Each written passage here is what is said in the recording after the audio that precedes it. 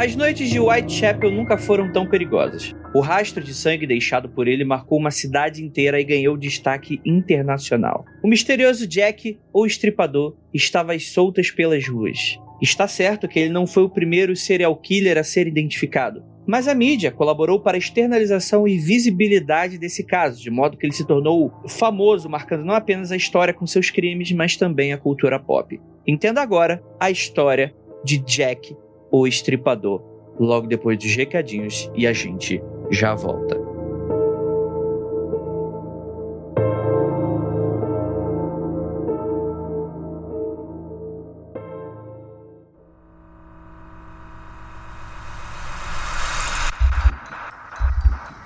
Não há nada de errado com seu áudio.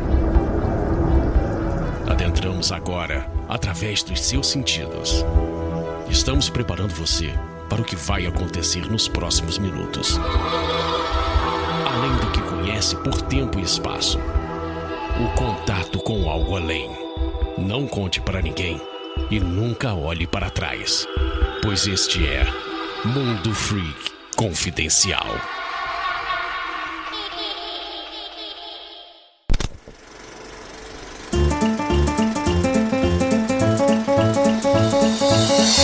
Agora na área de recadinhos do Mundo Freak Confidencial, aproveito que vai ser bem rapidinho. Primeiramente, agradecer a você que está aqui com a gente. O Mundo Freak, ele é um grande chapéu, o site Mundo Freak, né? O projeto Mundo Freak. O Mundo Freak Confidencial, ele é esse podcast hoje exclusivo aí do Spotify, tá bom, gente? E para você que não conhece, temos outros projetos, como o Cadáver Ovo Podcast, temos também o Aconteceu Comigo, eles permanecem de maneira independente, vocês podem apoiar lá no apoia.se/confidencial.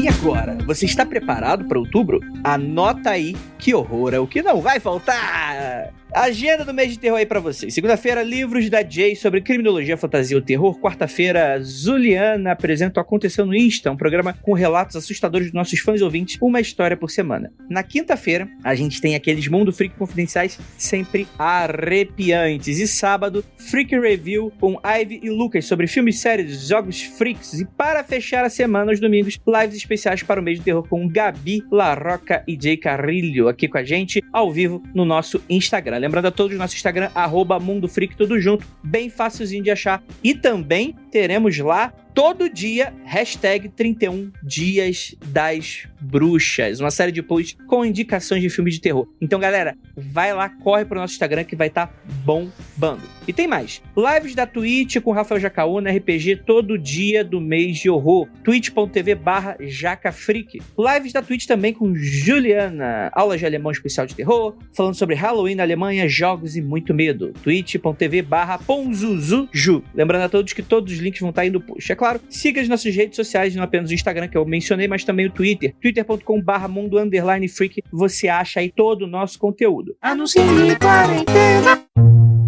E agora, pra finalizar, anúncio de quarentena vai ser um anúncio especial, porque aproveitando que nosso mês de terror tá vindo, e temos aqui o Mundo Freak inteiro trabalhando em peso para isso tudo acontecer, gostaríamos de falar deles, dos nossos editores. O Murilo Lourenço e o AJ Oliveira, que estão sempre aqui com a gente. Eles editam Mundo Freak Confidencial, Aconteceu Comigo, Magicando. A gente tem uma equipe maravilhosa que tá aqui sempre com a gente. Sempre com muita qualidade nas entregas, seja para criação de vinheta, trilha sonora, até mesmo a edição do bruto, dramatização, enfim. Eu vou deixar o contato dos dois caso vocês estejam interessados aí pro seu podcast, Murilo e AJ aí pra vocês. Murilo, que edita pra gente atualmente o Mundo Freak, e o AJ, o Aconteceu Comigo e o Magicando, beleza? Além do Cadáver Podcast. Então é isso, bora pra esse episódio que ficou maravilhoso e, afinal de contas, quem foi Jack Estripador? Você vai conhecê-lo agora no Mundo Freak.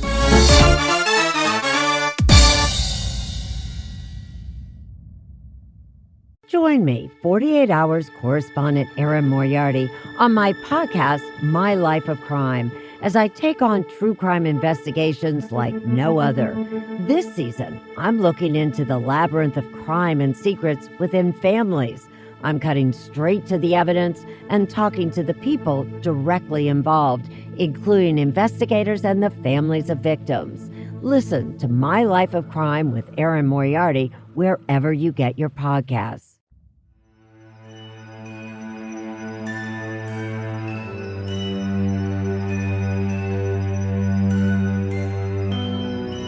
Longos dias e belas noites, queridos ouvintes. Está começando mais um Mundo Freak Confidencial. Nessas ruas enevoadas de uma Londres do século XIX, vamos investigar, afinal de contas, a identidade dele, que é dito um dos mais importantes que, né? Um dos mais relevantes, né? Um dos mais, conhecidos serial killers da história mundial. Nosso não tão querido e completamente infame Jack o Estripador, vindo diretamente do inferno. Eu sou Andrei Fernandes e para me ajudar temos aqui ela, nossa queridíssima Jay. Oi, pessoal. Hoje eu tenho fama de falar que todo serial killer é burro, né? Esse não vai rolar. Ele era um pouquinho mais esperto, mas a época que ele tava também ajudou dele fugir, de nunca ser encontrado. Mas, assim, ele não tá no hall dos mais burros serial killers que eu considero daí do mundo. Do teu elenco, né? Da tua lista que você faz, né? Teu top 10.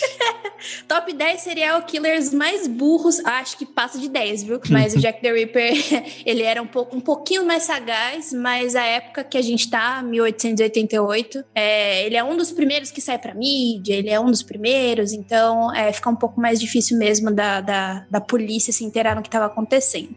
E temos aqui a nossa queridíssima Gabi Larroca. Oi, gente, muito empolgada para tentar desvendar esses mistérios da Londres vitoriana do século XIX com vocês hoje. E temos aqui ela, a provável assassina, Ira Croft. Oi, gente, sim, já estou aqui com os meus utensílios de trabalho para esta gravação. Espero que vocês terminem este programa vivos.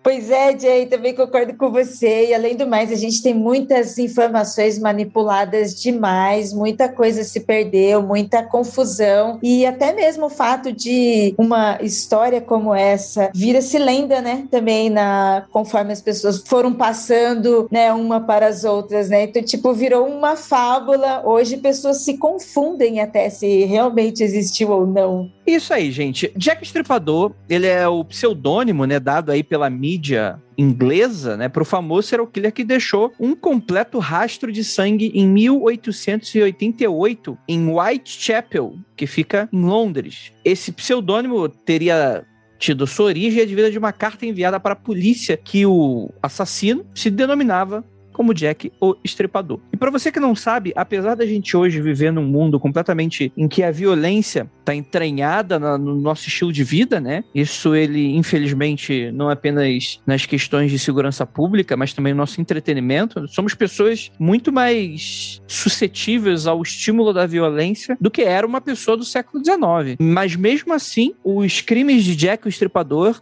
são chocantes até os dias de hoje, né? Ele tinha essa preferência por prostitutas, né? Mulheres da vida, da sua época, e que praticamente estripava elas na rua, ao público, e que até hoje, né, sua identidade é posta em discussão e que não temos muitas evidências sobre, afinal de contas, quem foi ele, né? Vale lembrar que o Jack the Ripper, ele só atuou durante 5 semanas. Ele foi no que a gente chama de killing spree, então alguma coisa ali tá acontecendo com ele. Qualquer associação com o Zodíaco... Aliás, muitas coisas é parecida com o Zodíaco, tá? Muitas coisas mesmo. Quando a gente chegar no final, vai ter algumas analogias. Mas ele só atuou por 5 semanas. Foi tudo muito rápido. Foi entre agosto de 1888 até outubro. Então foi, muito rápido a atuação dele. É bom a gente avisar também que toda a sua história e tudo que permeia que a gente vai falar aqui é de muita violência contra a mulher e o descaso com os corpos de pessoas pobres, né? Um crescimento populacional, um abismo gigante entre a classe mais pobre, a classe operária e o crescimento de uma cidade. Isso influenciou bastante nessa violência urbana que o Jack tinha prazer, né, em fazer, em se exercitar. E tanto que hoje em dia existe várias reivindicações e pesquisas que apontam que essas mulheres que foram mortas por ele não necessariamente eram prostitutas, que elas só eram mulheres vulneráveis, né, como a Ira falou, a gente tem ali uma desigualdade social muito grande, uma Londres muito desigual, né, muito pobre, e que eram mulheres que estavam ali em situações de pobreza, pedindo dinheiro, né, tentando se sustentar, que foram mandadas embora de casa, que não tinham onde viver, que foi a imprensa que posteriormente faz essa associação delas com a prostituição. Então eu acho que é um caso, o caso do Jack Stripador, assim, que ele faz a gente também repensar muito a abordagem de crimes reais e da própria história, né? Como a imprensa, às vezes, é quem nos guia nessas narrativas, né? E não necessariamente o que aconteceu ou o que as pessoas passaram. Como naquela época, naquela região, havia, né, uma porcentagem muito grande de mulheres que trabalhavam com prostituição, mulheres que eram encontradas sozinhas ou que viviam sozinhas, ou mulheres que não estavam em ambientes masculinos, automaticamente eram relacionadas a estes espaços e junto com essas mulheres. Então, quando se começaram a encontrar os corpos das mulheres, a primeira coisa que se julgou, que se achou, era que eram prostitutas, porque deveriam estar de madrugada, deveriam estar à noite nas ruas, desprotegidas, e como às vezes também acontece hoje em dia, né? Julgamentos assim. Uma das ditas 5 canônicas, que é as que são atribuídas de fato ao Jack Stripador, a mãe dela tinha morrido, então ela já não podia mais ficar ali com a mãe, ela acabou se casando e o marido dela também acabou morrendo. Então ela não tinha como se sustentar. Então, às vezes, ela era encontrada pedindo dinheiro na rua e não necessariamente a gente pode comprovar de que ela era realmente prostituta, né? É muito triste porque a gente sabe mais do Jack Stripador do que, de fato, das vítimas, né? Se você for procurar, por exemplo, numa Wikipédia da vida, daí eu aconselho, caso você queira saber um pouco mais das 5 canônicas que a gente vai falar aqui mais pra frente, ou você lê The Five, né, que acabou de lançar, ou você procura artigos em inglês, porque se você for ver em português, é muito triste porque você só vê como elas foram mortas. Você não sabe quem ela é, você não tem uma foto dela viva, não tem especulação sobre como era a vida dela, entendeu? Então você acaba tendo que cavar muito sobre essas mulheres. Isso mostra muito o que a mídia fez na época. O que era mais importante, né? A gente especular quem era esse cara e não de fato saber quem eram essas mulheres que estavam sendo mortas nas ruas.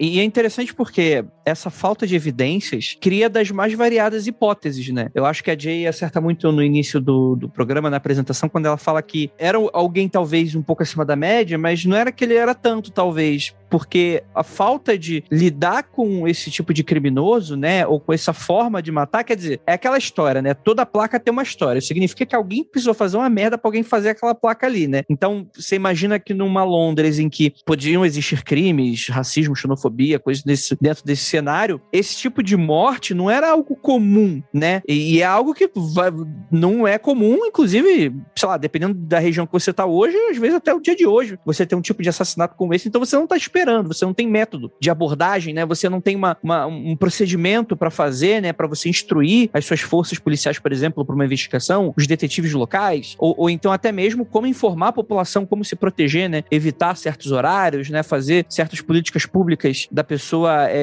não ficar até tarde durante a noite e por aí vai. E isso é muito interessante, né? E a Ira também, ela coloca uma questão que ela é imprescindível aqui para que a gente está falando, né? A gente está falando de uma Londres extremamente empobrecida, principalmente pela explosão de densidade populacional que ocorre. Tem uma certa relação com a questão de imigração que Londres acaba recebendo, mas não é só, né? A gente está lidando aí com uma população que sofre aí, né, com esse abismo social, em que você tem as pessoas que são pobres, elas são muito pobres, passando por uma jornada de trabalho extremamente intensa, e basicamente o que você tem de alívio para essa sociedade é o álcool, né? E é isso. É o tipo de problema que não deixou de existir, muito pelo contrário, né? Até porque dependendo de certas regiões do Brasil, o que você tem pra fazer às vezes é ir pro bar ou ir pra igreja, e acabou, né? Mas você imagina novamente para uma Londres do século XIX, em que você tem muito pouco pensamento de políticas públicas, sociais e coisas dentro desse cenário e tal, né? E aí a gente vai ter nossa primeira vítima, né, Jay? Sim, a gente vai ter nossa primeira vítima. O nome dela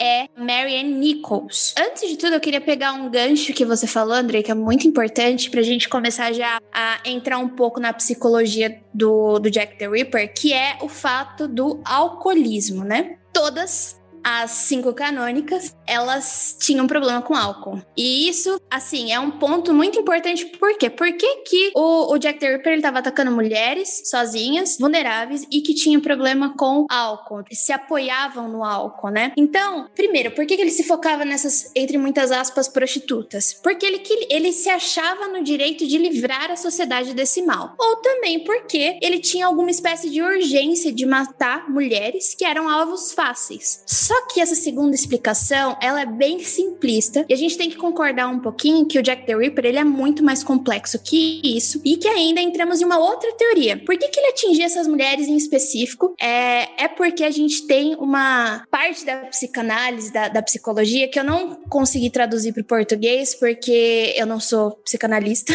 eu sou física, então foi um artigo que eu li, então eu resolvi não traduzir, que se chama Mother Hate, que é a relação entre mãe e filho. E dependendo de como a mãe lida e trata com esse filho, vai afetar muito como ele verá a si mesmo mais pra frente. Então, se a mãe trata o filho mal, existe uma grande possibilidade de que essa criança vá criar ressentimento com a figura materna. Isso vai se estender a quase todas as mulheres na vida dessa pessoa. Ou seja, toda mulher acaba sendo uma extensão da própria mãe. E o mesmo vai ser válido para crianças que são maltratadas pelos pais. Então, o homem, ele vai virar inimigo. E tudo isso que eu tô falando é uma das teorias mais aceitas pelo FBI de 1988. O FBI já existia nessa época, ainda bem. Mas a primeira a ser encontrada foi a Marianne Nichols. Ela nasceu em 26 de agosto de 1845 e ela acabou sendo morta no dia 31 de agosto de 1888. Foi o primeiro assassinato do Jack Stripador. E o corpo da Mary foi encontrado às 3h40 do dia 31 de agosto e ela foi encontrada na estrada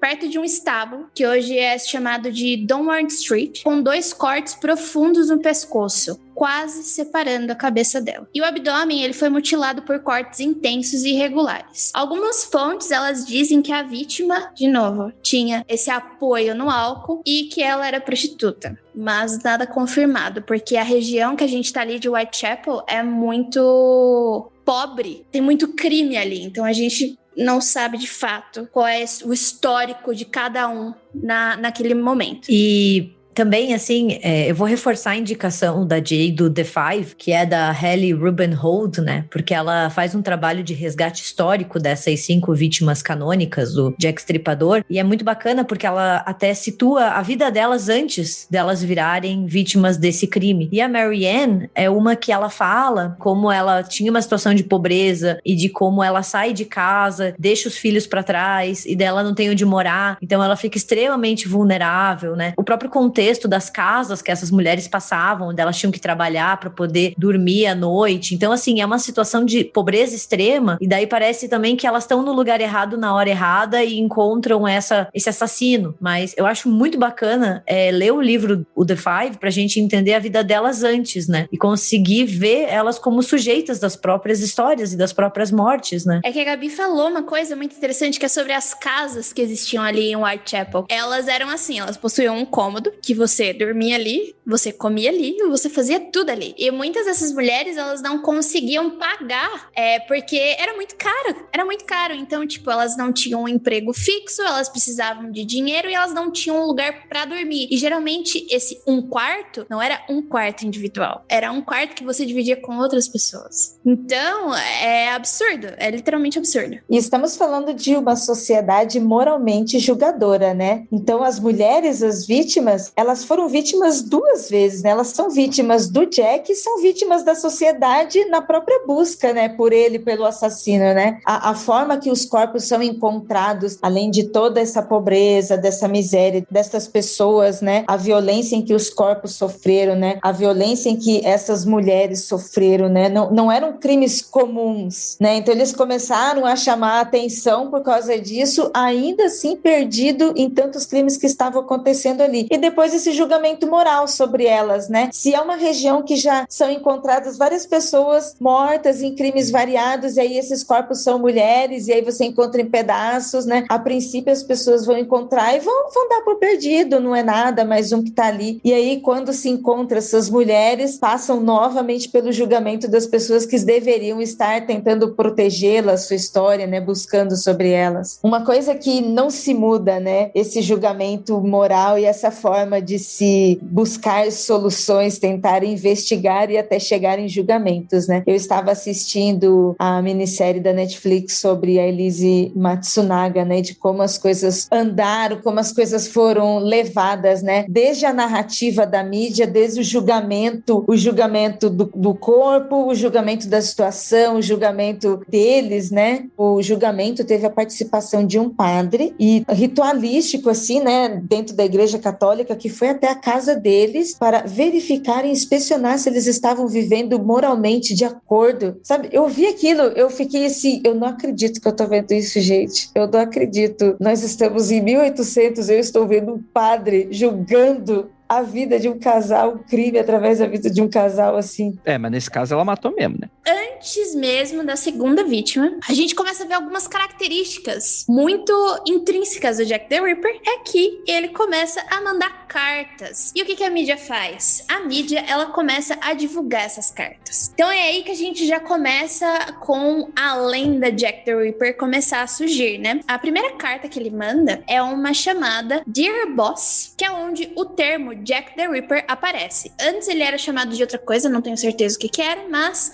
ele escreve, ele fala Jack the Ripper. Por quê? Porque a gente não pode falar muito ainda do primeiro assassinato e falar do modus operandi dele. Por quê? Porque geralmente o primeiro assassinato, quando um serial killer comete, ele tá naquele frenesi, ele não sabe direito o que ele tá fazendo, ele faz, assim, ele tem medo de ser pego, então ele só vai se acertando, entre muitas aspas, o que ele de fato vai fazer a partir da segunda vítima, principalmente quando a gente tá falando de Jack the Ripper. Então ele manda essa carta, que se chama Dear Boss, e nessa carta ela tem umas coisas muito interessantes, que aparece uma dualidade de personalidades. Ele começa a ser um pouco, como é que eu posso dizer? Ele começa a fazer piadas com certas coisas. A carta tem um tom de piada. Ele tá, tipo, tirando sarro do que aconteceu, tirando sarro da morte. Mas, ao mesmo tempo, ele começa a fazer previsões pros próximos assassinatos. E essas previsões que estão na carta, de fato aconteceram. Ele fala sobre arrancar um pedaço da orelha. E na próxima vítima que a gente for ver, ele arrancou um pedaço da orelha. Daí a gente fica nesse questionamento. Será que foi apenas uma coincidência? Ou será que a gente tem uma carta de fato que foi escrita pelo Jack the Ripper? Mas eu acho importante isso que a Jay tá falando aí da carta, porque apesar de a gente querer fazer uma narrativa bonitinha e cheia dos mistérios e essa coisa meio polícia e ladrão da coisa toda, é interessante a gente ficar e deixar bem claro que nada garante que uma pessoa que tá mandando uma carta dessas é o assassino, né? E é o tipo de coisa que é preciso ser deixado bem claro, principalmente porque a mídia vai ter papel fundamental em como vai divulgar esse tipo de informação e diferente de hoje que a gente tem uma internet, é bom deixar isso bem claro pro ouvinte se colocar na época. A mídia era a única fonte de informação dessas pessoas. Então, o que a mídia fala se torna meio canônico, né?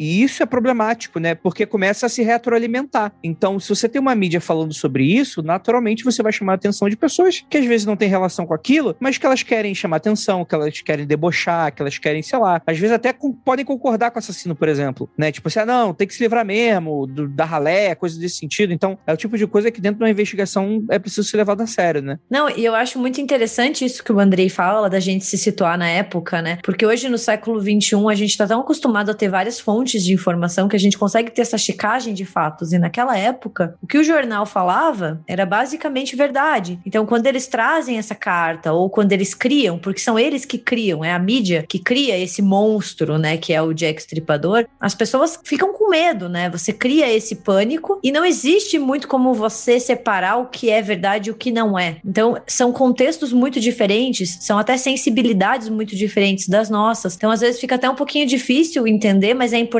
a gente voltar para esse contexto. Olha a historiadora chata aparecendo, né? O historiador sempre fala de contexto, mas porque a gente consegue entender também, assim, o que estava acontecendo, os meios de comunicação, o papel deles, como essas mulheres foram retratadas pela mídia, como a gente carrega muito desses julgamentos até hoje, né? A gente não conseguiu se livrar deles. E acho que nesse caso vai ser muito difícil se livrar, porque aconteceu há tanto tempo que é meio complicado, assim, desmistificar completo o que as pessoas entendem como o Jack Stripador. Já solidificou, né? Existe hoje é um folclore, né? E estamos falando sobre comportamento de pessoas, né? Sobre sociedade, né? Tanto naquela época quanto hoje, estamos falando de pessoas que se agrupam, pessoas que já cancelavam, já tinham esse comportamento de agir dessa forma, né? A mídia daquela época, mesmo falando de pouco alcance, de não ser internet, mas era uma mídia sensacionalista, literalmente aquela mídia de esquina, de estar com o jornal berrando, de estar incitando as pessoas, né, com esse tipo de coisa. Então a gente já tinha uma mídia que tratava dessa forma, a mesma coisa que as pessoas fazem na internet hoje em dia, né? Porque o caso Lázaro que a gente viu aí, antes de se ter uma busca por solução, a gente teve uma caçada, né, de uma pessoa, né? E isso faz com que a mídia passe desinformação, as pessoas ficam incitadas, as pessoas ficam nervosas, as pessoas começam a julgar, começam a falar um monte de coisa e acaba tendo esse tipo de divulgação. E eu vejo isso mais ainda ter acontecido, né? Dessa forma, as pessoas literalmente na rua apontando e gritando, né? Desordenadamente, como a gente vê no Twitter hoje em dia.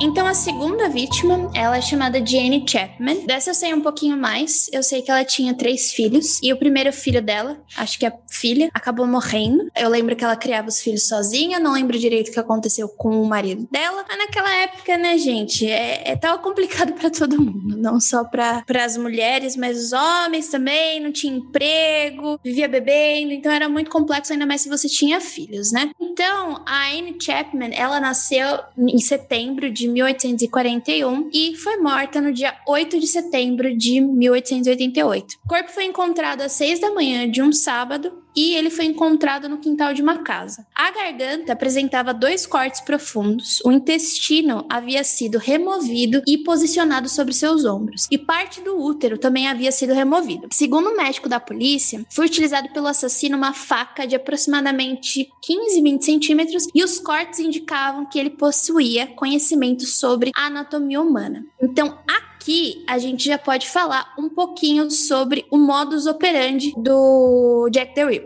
Então vamos lá, o que ele estava fazendo? Ele estava atacando mulheres em um local que provavelmente ele conhecia muito, que era o leste da Inglaterra. E ele estava sempre atacando em becos escuros. E essas mulheres geralmente estavam sozinhas. E sempre vulneráveis, como precisando de dinheiro por causa da situação de emergência que elas estavam ali vivendo. Ele provavelmente incapacitava primeiro e depois cortava a garganta dessa mulher. Só que na sua segunda vítima, a mutilação ela foi muito maior que a primeira. Então a gente está vendo que ele está escalando nos ataques. Por que será que isso está acontecendo? Então foi o que eu comentei lá antes. No começo, os primeiros assassinatos de um serial killer, eles são experimentais, eles são confusos, rápidos, mas a sensação que eles têm de, entre muitas aspas, entusiasmo, vai continuar ali. Então vai fazer com que ele acabe escalando nas atrocidades para ele se sentir esse sentimento de agitação, que é uma espécie de rush. E uma das principais assinaturas do Jack é a retirada de órgãos e posicionar esses órgãos em outros lugares. Sejam eles sumirem ou eles estarem no ombro, estarem, tipo, jogados. Essa vai ser a assinatura do Jack. E eu acho interessante também isso que a Jay falou, porque a gente vê como ele também pode se sentir mais confiante, porque ele não foi pego, né? Então ele vai sentindo essa segurança maior, e nos próximos crimes também, que é a impunidade, né? Eu não fui pego pela primeira vez, então agora eu tenho um pouco mais de tempo e até de liberdade para fazer o que eu quero. E eu acho muito interessante a questão de como ele sabia a anatomia humana, né? Então eu acho que é uma chave muito importante para entender o Jack Stripador, porque ele não faz cortes aleatórios, né? Ele não vai lá, assim, de uma fúria assassina. Não, ele sabia o que ele estava fazendo. Então ele tinha um conhecimento. E isso, na época, é muito significativo, porque não era qualquer um que tinha acesso ao que ele sabia sobre o corpo humano, sobre como cortar, como retirar. Então, eu acho que tem uma pista ali, né? Sobre quem poderia ser, ou pelo menos de onde ele estava vindo. É bem interessante isso, Gabi, porque além de você você limitar, né, para a época, né, uma pessoa que tivesse acesso e conhecimento a tudo isso, né, além da gente limitar isso, a confiança e a segurança que a pessoa adquiria conforme ela ia, entre aspas, crescendo, né, desenvolvendo suas técnicas e diversões de mortes, né, de assassinato, o quanto ela ia se sentindo, né, muito mais poderosa e livre para fazer isso nas ruas, né, brincando cada vez mais com as suas vítimas e com a sociedade ali em volta. Então, antes da gente ir pro assassinato duplo que a gente vai ter, ele tá escalando tão rápido que no mesmo dia, com uma diferença de 45 minutos, ele vai matar 2 vítimas. Eu queria falar um pouquinho sobre por que alguns assassinos começam a fazer contato com a mídia, né? Começa a mandar carta. Por que ele faz isso, né? Muitas das vezes, a teoria confirmada pelos estudiosos é de que eles querem chamar atenção. Aquilo dá aquele prazer de, tipo, você tá no controle de alguma coisa e ninguém mais tá naquele controle, entendeu? Isso vai acontecer com 2 outros serial killers que a gente tem na nossa história, que é o Zodíaco, que ele também fica mandando palavra cruzada pra gente decifrar, e o Dennis Rader, que é o BTK, que por sinal ele foi pego por causa de um disquete. E esse pra mim tá no topo do mais burro de todos. Ele manda pra polícia, vocês conseguem rastrear um disquete? Daí tipo ninguém responde, daí ele vai lá e manda um disquete. E eles conseguem rastrear onde foi colocada toda a informação do disquete. Mas o BTK, porque foram muitos anos, e foi a própria burrice e o ego inflado dele, assim, que faz com que ele seja pego. E ele manda um disquete. Ai, gente, eu acho assim o caso mais burro de solução de crime, porque ele manda disquete. E eu só precisava fazer esse comentário, assim, porque toda vez que eu leio, eu falo, não é possível que o cara tenha sido tão burro. E o pior é que a palavra disquete em inglês se chama flop disk. Então fica muito mais bizarro, porque ele foi pego por um flop disk. É ridículo. Enfim. Segundo estudiosos, principalmente o Ressler do FBI, que estudou na década de 80, ele fez bastante perfil, ele estudou bastante perfil do Jack the Ripper, né? O que é esse pessoal que fica mandando coisas pra mídia pra ser publicado? E eles pedem, por favor, publiquem. O Zodíaco, ele pede pra publicar, entendeu? O BTK, ele também pede pra publicar, ele escolhe o nominho dele que ele quer ser. Por que eles fazem isso? As características principais desses serial killers é o narcisismo, chamar atenção e principalmente doenças psiquiátricas em vigor. Não é o caso do BTK, mas a gente suspeita que tenha sido o caso do Zodíaco e talvez também tenha sido o caso do Jack the Ripper. Quando a gente chegar no suspeito mais provável, provavelmente ele estava passando por uma situação de crise de doença psiquiátrica e ele sentiu a urgência de matar essas mulheres, porque a gente só tem 5 semanas, né, de atuação, basicamente. Então, talvez tenha sido isso. Então, essas são as principais características de pessoas que mandam essas cartas pra mídia. Como ele já estava super seguro, né? Como ele já estava ali num ambiente que proporcionava isso e, de repente, ninguém comentou nada, né? Era necessário avisar a mídia para que as pessoas comentassem isso, né? Ele já tinha passado dos seus testes e já estava, ok, estou matando bem aí, olha, estou estuprando bem aí. E também eu não fico pensando até que ponto ele não queria causar um medo, né, em massa, assim. Até uma questão meio sádica, além, claro, do reconhecimento, mas uma coisa que a gente vê no Zodíaco também, né, mostrar assim, olha como eu sou poderoso, vocês não sabem quem eu sou, e eu posso matar qualquer um. Então você tem esse sadismo, essa vontade de fazer com que as pessoas tenham medo e, né, você sai no jornal, uma grande quantidade de pessoas vai ler e vai ter medo, porque o monstro pode estar do teu lado, né? Você nunca sabe se você vai ser a próxima vítima ou não. E daí a gente vai pro que é chamado de The Double Event, que é basicamente a morte da Elizabeth Stride e logo em seguida da Catherine Edwards. Nascida na Suécia em 27 de novembro de 1843, a Elizabeth Stride ela foi morta em 30 de setembro de 1888, que é a terceira vítima. O corpo ele foi encontrado à 1 da manhã no beco Berner Street. A garganta dela apresentava cortes, mas não havia mutilações no abdômen como nos outros casos. A vítima havia falecido devido à perda de sangue. E é aí que é o, entre muitas aspas de novo, pulo do gato. Por que a gente tem a vítima anterior estripada,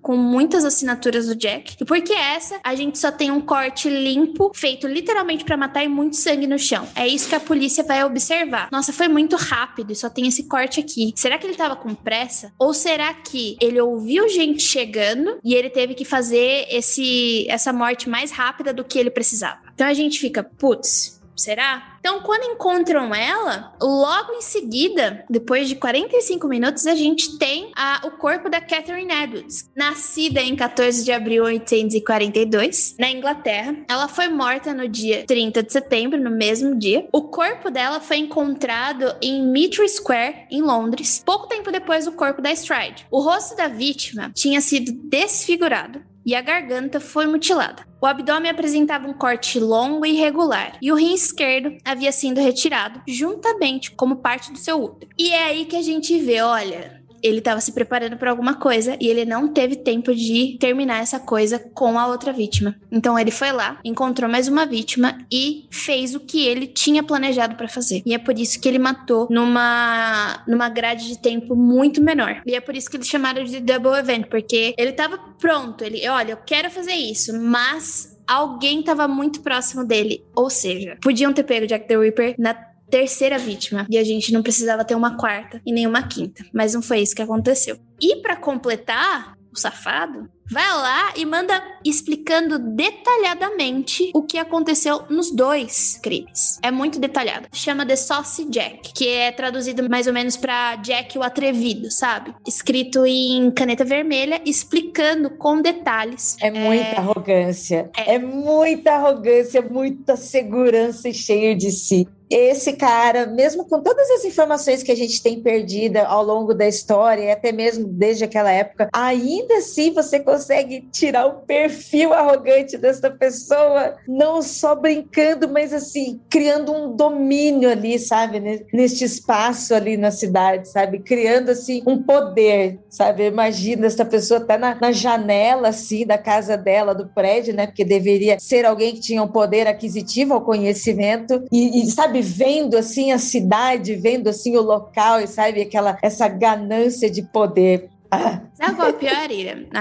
O FBI dessa época tem certeza absoluta que quem mandou o Saucy Jack e quem mandou a carta anterior é a mesma pessoa, porque a caligrafia é igualzinha. Então tá, não necessariamente a gente precisa acreditar que as cartas foram mandadas pelo próprio Jack the Ripper. Porém, tinha muitas descrições do que tinha acontecido nos dois assassinatos e na vítima anterior. Ou seja, eu, Jay, acredito, tenho fortes credibilidades que talvez tenha sido Jack the Ripper, e essas duas cartas pra mim são mais críveis do que a primeira, que eles não têm muita evidência que a caligrafia seja igual. E eu acho muito interessante como a Jay fala que o Jack o Estripador podia ter sido pego, né, nessa terceira vítima, e daí nesse evento chamado The Double Event, ele faz mais uma vítima, que é a Catherine, e vários relatos contam que na mesma noite que a Catherine faleceu, que ela foi assassinada, ela estava alcoolizada na rua, então ela foi parada pela polícia e ela foi levada em custódia, e ela ia passar a noite lá, e depois ela foi solta, porque ela falou que ela não estava mais embriagada, assim, e muitas pessoas acham que não era o caso, né, porque demora pra passar o efeito, então ela foi liberada horas antes de ser assassinada pelo Jack o Estripador. Então, se fosse uma questão talvez de minutagem mesmo, assim, ela não teria sido a quarta vítima, e quem sabe tudo podia ter mudado e ele nem ter feito uma quinta, né, a gente nunca vai saber. Com toda certeza, né, o que denota aí que talvez talvez não, com toda certeza, né, não são crimes premeditados, são, né, porque a pessoa saía na intenção, mas não eram pessoas que a vítima conhecia, ou que investigava, ou que era stalker, né? Era realmente crimes de oportunidade. Fora que agora a gente tem a escalação da escalação. A gente não consegue, é muito difícil até reconhecer a Catherine pelo rosto dela, de tão mutilada que ela tá, entendeu? Então, além de vários órgãos removidos, a gente tem uma mutilação do rosto muito grande. Ele literalmente odeia alguma coisa, gente. Não sei se é a mãe dele, não sei o que aconteceu, entendeu? Tem a teoria que provavelmente, voltando lá no Mother Hate, né? A teoria de que provavelmente a mãe dele ou foi uma figura muito poderosa e ceifadora na vida dele, ou abusou dele sexualmente, e ele precisava, né? Como virou uma extensão pro resto da vida dele, esse ódio, ele precisava descontar de alguma forma, né? Mas a pergunta é, por que tão rápido? E o que aconteceu depois, né? Porque a gente não sabe, acabou. Eu acho que essa teoria, né, do Mother Hate, ela tem um ponto muito interessante que dá para abrir para outras interpretações também, que é esse ódio que ele tem de mulheres, né? Obviamente, afinal, todas as vítimas dele são mulheres, mas de mulheres que escapavam de uma feminilidade tradicional, né? A gente já falou, não necessariamente elas eram prostitutas, mas elas não eram o que a feminilidade da era vitoriana pregava, né? Que era a mãe bondosa, a maternidade como a sua meta de vida, né? Nenhuma delas tem isso, todas elas acabam tendo os seus caminhos alterados ao longo das vidas, né? E eu acho que talvez também pode ser um ponto, assim, né? Ele tem uma ligação com maternidade e com essas mulheres que não estão dentro de um padrão do que era esperado, né? O que era ser mulher na época vitoriana. Então, eu acho uma chave de interpretação bem bacana, porque faz com que a gente também entenda ali o contexto da era vitoriana, que era uma era muito moralista, muito conservadora do que era esperado das mulheres. Você tinha basicamente um caminho, que era você casar e ter filhos. E tem ali algumas dessas mulheres, assim, que abandonaram suas casas, né? Que não ficaram com os filhos. Então, assim, e que vão para as casas de trabalho, que não têm onde morar, que vão ter uma relação com o álcool que faz com que elas fiquem na rua. Então, todas elas desviam, entre aspas, né? Do que era esperado delas. Então, a gente pode também pensar que ele se via, além de ter esse ódio materno, né? Também se via como uma punição, né? Elas não deviam estar à noite na rua, né? Elas deviam estar cuidando dos seus filhos. Então, acho muito, muito interessante que a Jay trouxe isso. E vira uma retroalimentação, né? Porque ele é inspirado assim, né? Ele comete os crimes, comete os assassinatos e aí depois, quando ele via as cartas e a mídia começa a se alimentar disso e alimentar a população ainda mais, né? Com que as pessoas começam a ficar assustadas, mas elas também ficam curiosas, né? E por ser essa sociedade moralistas, né? Aí que elas vão agir mais, né? E fica esse círculo vicioso de uma violência alimentando a outra violência. Então, a gente vai ter uma outra carta, que é essa que deu o nome da obra do Alan Moore, que se chama From Hell, do Inferno. E essa carta, ela não vem sozinha. Ela vem com um presentinho. Eu não tenho certeza se é o chefe de polícia que estava comandando as procuras, né? Porque eles pegam cachorros para poderem farejar ali a cidade, para poder encontrar algum resquício do Jack the Ripper, se eles conseguem achar algum cheiro muito parecido, tralalá. E daí eles recebem, esse cara que tá comandando esses cachorros irem lá farejar, ele recebe essa carta do From Hell e ele recebe um presentinho junto, que é um pedaço de rim embrulhado. Que gostoso, né? Receber um pedacinho de rim na era vitoriana, que coisa saudável que deve ser. O negócio deve estar apodrecendo já. Mas ele recebe esse pedaço de rim e nessa carta ele tá ali explicando aquele pedacinho de rim é de uma das vítimas. Mas isso nunca foi confirmado de fato, tá? Essa última carta tem a mesma caligrafia que o cartão postal que eles receberam o Saucy Jack, também escrito em caneta vermelha. E é aí que a gente parte para a última vítima. As coisas ficam um pouquinho mais calmas, tipo, porque a gente teve um duplo assassinato, né? Então demora um pouquinho mais para ele fazer a próxima vítima. E a próxima vítima se chama Mary Jane Kelly. Ela nasceu em 1863.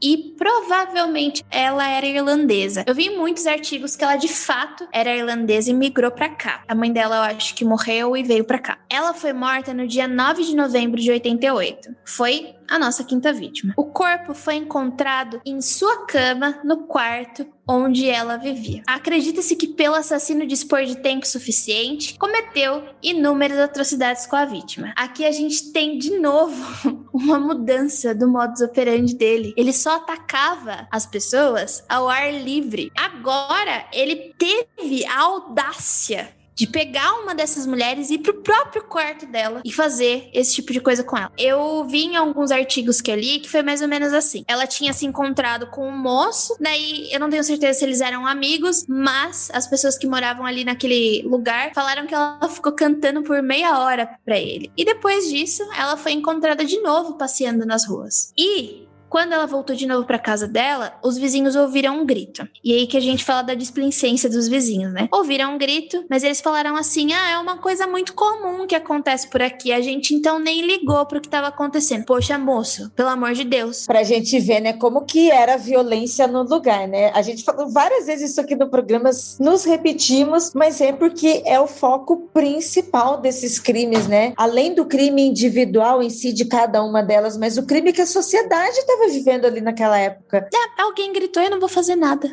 Mas eu só queria fazer um adendo rapidinho, que a Mary Jane Kelly é a única das 5 vítimas canônicas que realmente tinha um histórico de prostituição. Segundo a Hallie Ruben Rhodes, né, ela é a única que a gente consegue comprovar que realmente tinha esse histórico. E a biografia dela, a vida dela, ela é muito misteriosa. Então, sabe-se muito pouco dela, perto do que sabe-se das outras vítimas. E até desconfia-se se esse era realmente o nome dela. Porque vários relatos contam que ela meio que, assim, foi forjando uma identidade e uma história. Então, ela contava coisas sobre quem eram os pais, quem era a família, daí às vezes ela mudava algumas coisas. Então, historiadores e pesquisadores sobre o caso falam que ela é a mais difícil de traçar um perfil, assim, de traçar uma história, porque ela era a mais nova também e a mais misteriosa. Então, muito questiona-se se o nome dela era realmente Mary Jane Kelly. A Mary Jane Kelly teve a sua garganta estripada, a superfície do abdômen e das coxas haviam sido removidos e colocados sobre a mesa da cabeceira. Seu útero, rins e um dos seios estavam embaixo da cabeça da vítima. O outro seio estava no chão, próximo ao pé esquerdo da vítima. Alguns ossos e órgãos foram removidos e colocados em 4 cantos dos apartamentos. O coração não foi encontrado. Aqui eu ouvi e li alguns relatos de que parecia mais um esqueleto deitado na cama do que uma pessoa de fato. Ela estava tão mutilada e tão estripada que não dava para reconhecer nada dela. Se não tivesse sido na casa dela, as pessoas não teriam conseguido identificar com a facilidade que identificaram. E levando em consideração de novo que ele teve essa audácia de atacar dentro da casa dela, do quarto dela. Ou seja, ele tinha certeza que ninguém iria aparecer enquanto ele praticava esses tipos de atos, né? Será que foi desse jeito porque ele sabia que era o último assassinato dele? Ou porque ele se sentiu confortável o suficiente por saber quem a Mary Ann era?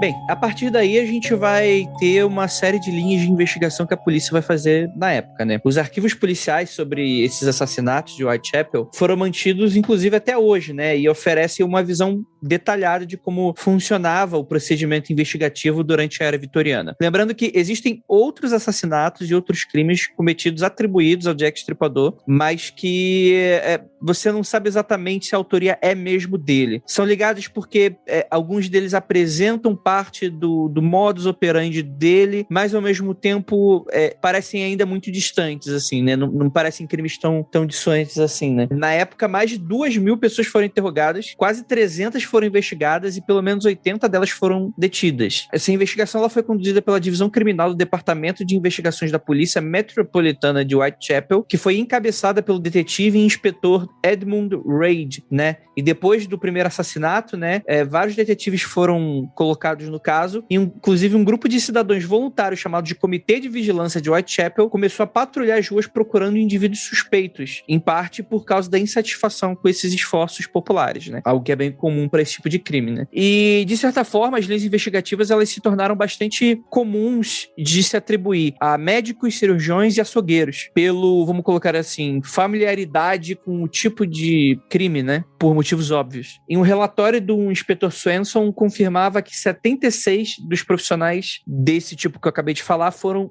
investigados e visitados, né? Inclusive, na época, figuras grandes, como a própria Rainha Vitória, pensavam que o padrão dos assassinatos realmente indicava que o culpado poderia ser um açougueiro, um condutor de gado de uns navios que transportavam esses animais entre Londres e o continente europeu, por exemplo.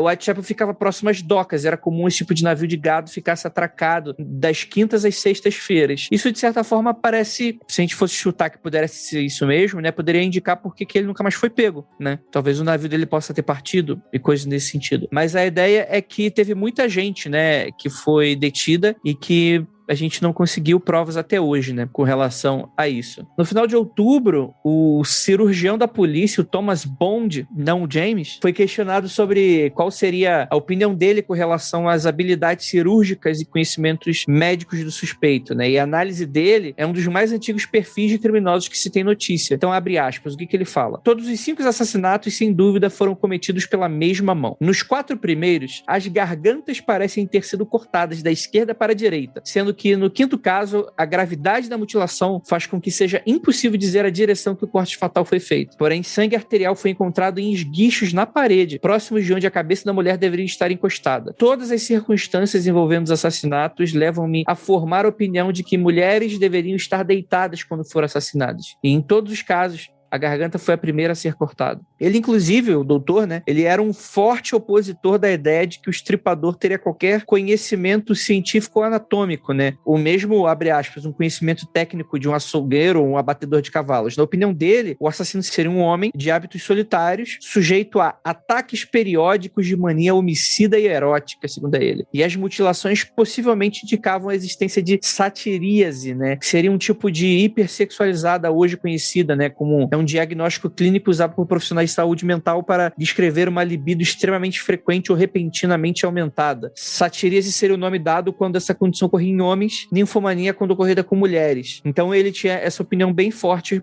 relacionada a isso. É muito significativo essa fala, né, do cirurgião da polícia, quando ele diz que as mulheres deveriam estar deitadas quando foram assassinadas. E isso contribuiu bastante para, por muito tempo, que elas fossem taxadas como prostitutas. E algumas estudiosas, né, pessoas que se dedicaram aos casos, falam que às vezes elas estavam dormindo na rua, né, que não tem nada delas estarem ali trabalhando, elas só estavam deitadas ou até assim, se agachando para pegar algo, né, elas se abaixaram para pegar, se agacharam e foram pegas de surpresa. Então, a gente nota ali na fala dele como já tem até uma certa ideia, uma certa indicação para onde eles querem levar a investigação, né? Elas estavam deitadas, logo elas eram prostitutas. De acordo com o livro Naming Jack the Ripper, escrito pelo Russell Edwards, foi lançado em 2014, né? De acordo com esse livro, um chale supostamente pertencente a uma das vítimas, a Catherine Eddowes, foi guardado pela família de um policial envolvido nas investigações da época, e o comprador foi o Edwards em 2007, né? Foram feitos exames de DNA que dizem comprovar que o imigrante polonês Adam Kominski era Jack o Estripador. Embora o livro confirme essa hipótese, né? Levanta isso, não é exatamente uma prova de que o lenço realmente pertenceu a uma das vítimas, e algumas fontes, inclusive, indicam que o chale não constava na lista de pertence delas, né? Essa foi uma das teorias mais fortes levantadas. Na realidade, existem os The Rippers, que são as pessoas que pesquisam muito sobre o Jack the Ripper. Ele é um dos principais nomes que todo mundo entra em concordância. Por quê? Quem era esse cara? Ele viveu entre 1865 e 1919 e ele nasceu na Polônia. Foi apontado por várias testemunhas que a semelhança que ele tinha com as descrições das pessoas que fizeram na época era muito alta. Só que,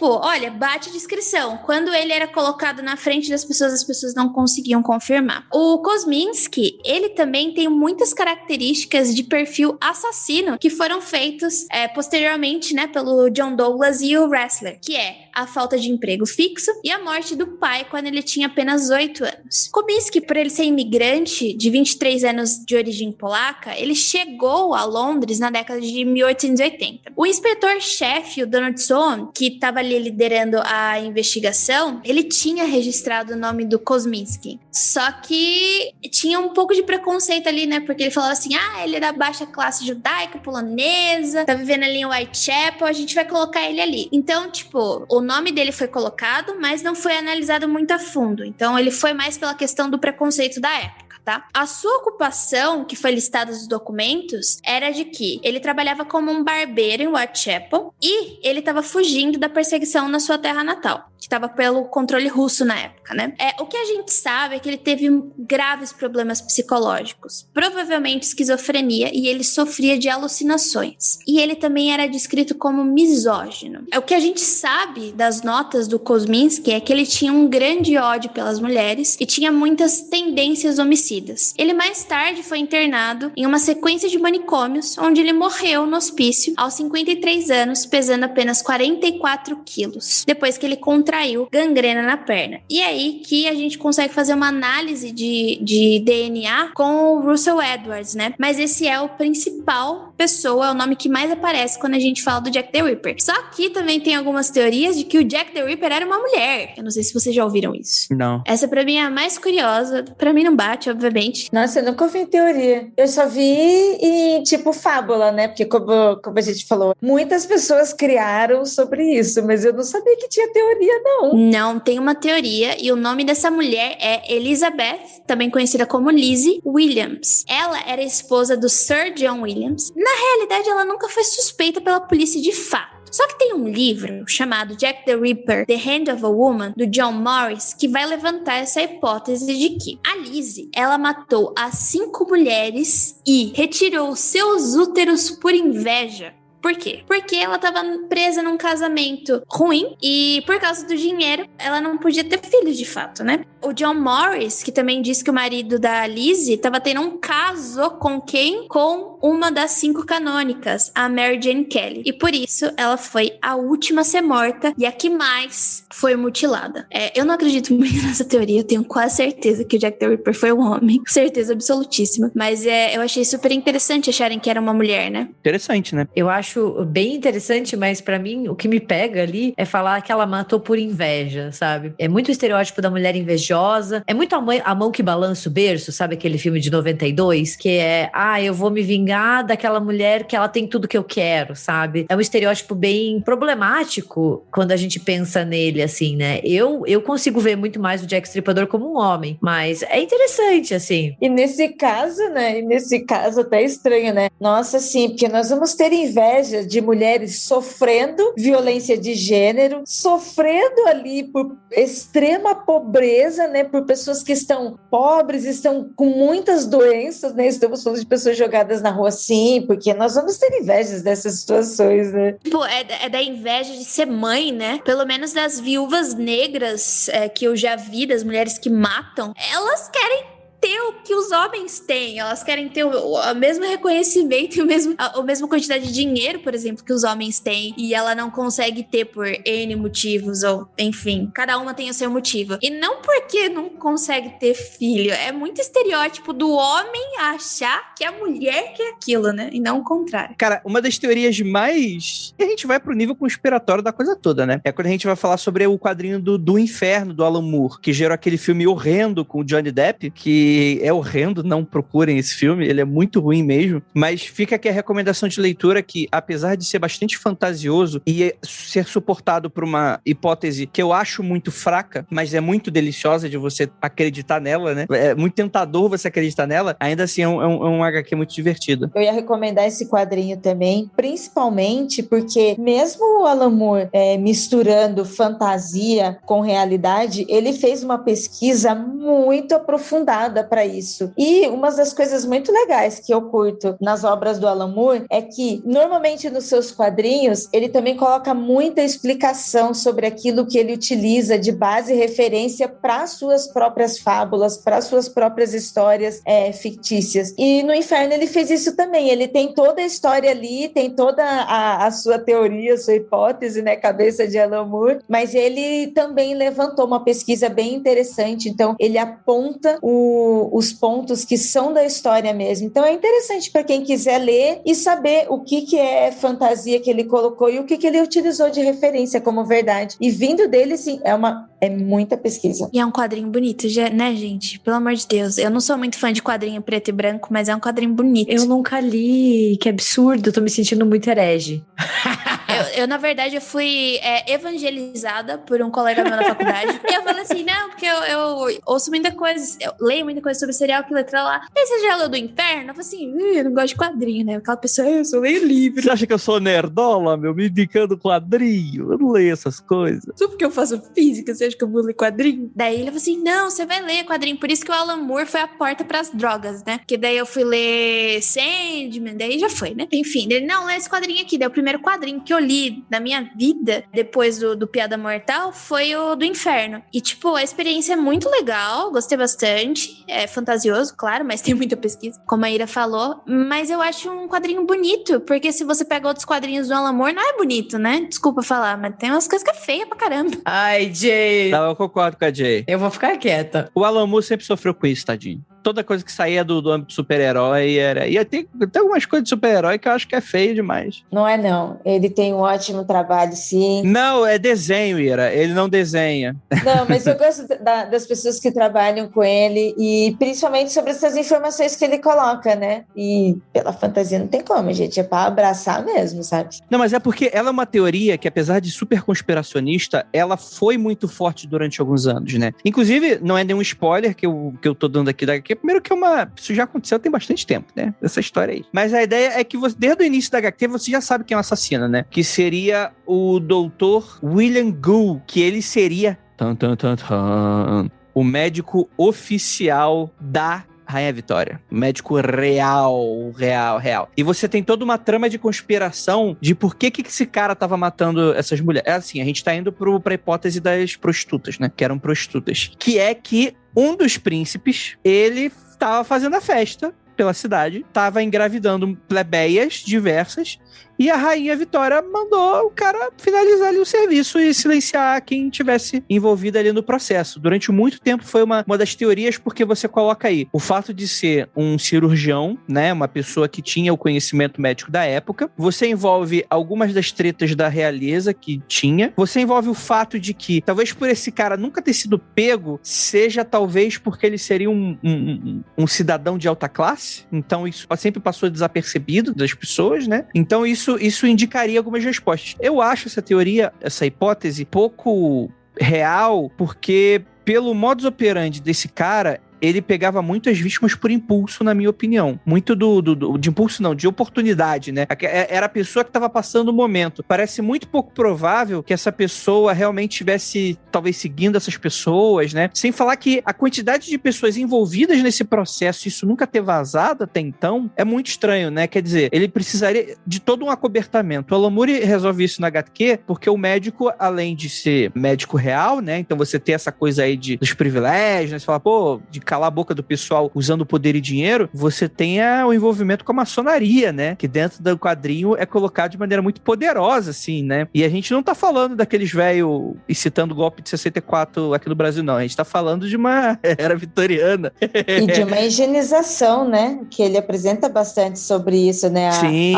O recorte de classe que ele faz ali é uma higienização. Esse descaso com os corpos pobres é com isso, né? Tipo, foda-se esses pobres, tipo, mata mesmo. Por isso que a política está permitindo, né? Por isso que relaciona Sim. isso. Não, rapidinho, a gente não tá falando disso que é o que a maçonaria defende. Tipo, é o... Não a maçonaria. Não, quem tá falando é tipo assim, era alguém da alta classe, né? Mas é muito interessante porque é um quadrinho que também envolve muito misticismo, né? Ele lembra, assim, hoje em dia, como uma referência, talvez até funcionaria como uma série de TV muito semelhante à primeira temporada do True Detective, por exemplo, que você tem uma mistura grande de misticismo e de teorias da conspiração e essas coisas envolvendo crimes, né? Então é uma série muito incrível. Eu já afirmo logo, a Jay é meio cabeçuda mesmo, literalmente também, mas ela é uma HQ em si, ela é uma HQ de difícil leitura, assim, ela não é uma HQ fácil, né? É uma HQ que, por exemplo, você já é jogado ali, meio que sem saber exatamente, tem muito nome, muito lugar, né? Eu acho que numa segunda leitura ela é mais proveitosa, talvez pra quem nunca leu HQ, não tem esse costume, pode ser uma leitura um pouco difícil, mas ela é muito recompensadora e tem momentos muito brilhantes ali dentro dela, e a pesquisa que o Alan Moore e o ilustrador fez, né, o Ed Campbell, cara, é um negócio que já gerou livros depois só de extras, falando sobre a pesquisa que eles fizeram, né. É obra de arte, tenha na sua casa, tenha na sua estante, tenha, literalmente tenha, é um negócio bonito, é um negócio bem feito, e olha que, tipo, eu não sou muito de quadrinho, esse quadrinho aqui em casa, ele tá encapado ainda, ninguém toca nele, eu só li uma vez, e ninguém encosta nele. Muito bom. Editora Veneta é uma das editoras de quadrinhos que mais fazem promoções, gente. Eu comprei este quadrinho e vários do Alan Moore, assim, e muitas promoções muito boas, assim. Não é publi, não estamos patrocinados, mas é uma ótima editora que trabalha muito bem com seus profissionais, tem um carinho muito legal pelo público e faz de tudo para ter um preço super acessível e tá sempre fazendo promoções para os seus fãs. E já que a gente tá falando das abordagens ficcionais, né, do Jack Estripador. Tem uma série de livros que eu gosto bastante, eu acho que fica a recomendação pra quem curte, assim, uma ficção, um mistério, né? Que é O Rastro de Sangue, são 4 livros, né, na verdade, e o primeiro é sobre o Jack o Estripador, e pra quem quer um desfecho do caso, né, claro que é um desfecho inventado, é a Carrie Maniscalco, e é muito bacana, assim, é uma leitura leve, entre aspas, né, porque são assassinatos, assim, mas a gente é guiado por uma jovem, né, que é a Audrey Rose, então assim, fica a recomendação pra quem gosta. O segundo livro daí já é sobre o Príncipe Drácula, o terceiro é sobre o Grande Houdini, então muda os antagonistas, permanecem os personagens principais, é uma leitura bem bacana.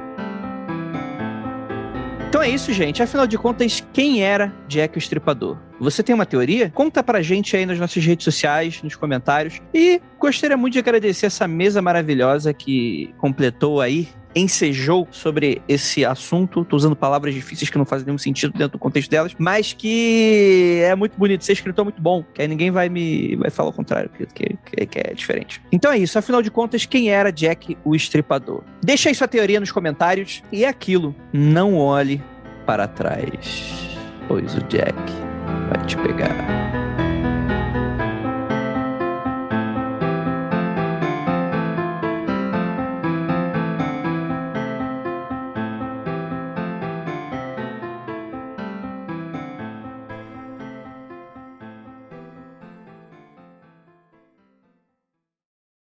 mundofreak.com.br